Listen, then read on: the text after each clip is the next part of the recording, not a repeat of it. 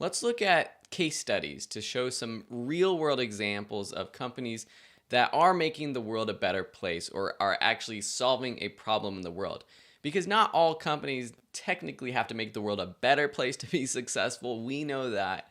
But these are three examples where we're going to go from one that's more of a nonprofit to a for-profit company and show how they are defining themselves.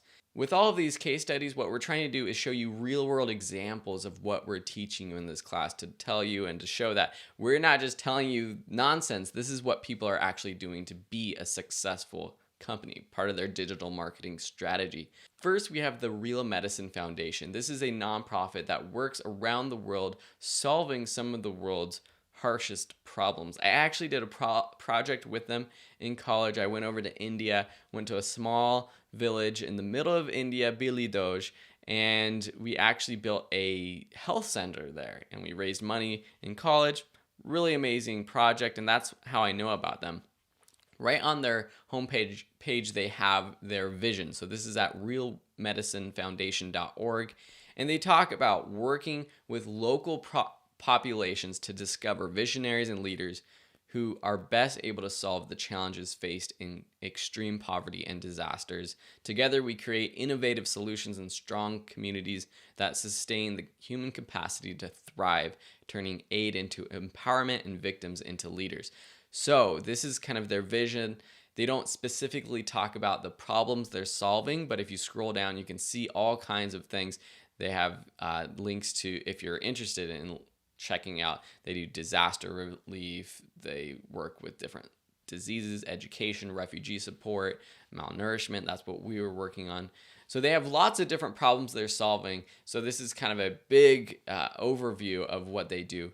But I just thought this is a quick and easy example of pretty much any nonprofit you go to or go to their website. You'll see what problem are they solving. Let's move a little forward to a for-profit company that still has a similar sort of mission. Tom's. Maybe you've heard of them.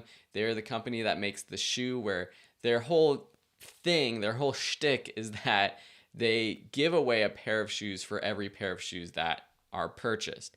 And they also have expanded to the same thing with glasses and other products.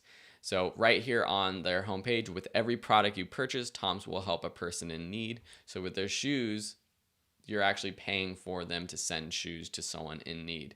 So that's the problem. They're solving they started out with that very specific problem of people in poorer countries don't have shoes.